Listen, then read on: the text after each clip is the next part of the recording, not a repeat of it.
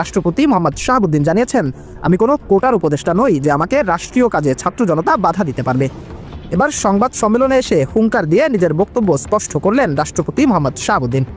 রাষ্ট্রপতি শাহাবুদ্দিনের উপর পদত্যাগের দাবি ওঠায় এবার মুখ খুলেছেন তিনি।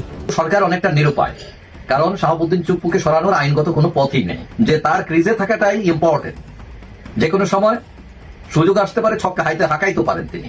আওয়ামী লীগের ফিরে আসার পথ পানির মতো পরিষ্কার। হঠাৎ করে ঘটনার একদম 360 ডিগ্রি অ্যাঙ্গেলে ঘুরে গেল। মির্জা ফখরুল তিনি স্পষ্ট ভাষায় অন্তর্বর্তীকালীন সরকার ডক্টর ইউনূসকে 12 ঘন্টার ভিতরে আপনার ডক্টর ইউনূসের যে রায়, সে রায় থেকে ফিরে আসতে হবে।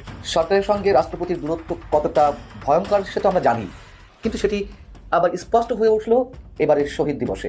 উপদেষ্টা পরিষদের মধ্যে কোনো সদস্য, একাধিক সদস্য তার উপরে ভয়ঙ্কর চাপ সৃষ্টি করেছিলেন। শেখ হাসিনা আবারও বাংলাদেশের ক্ষমতায় আসীন হবেন নরেন্দ্র মোদীর সহযোগিতায়।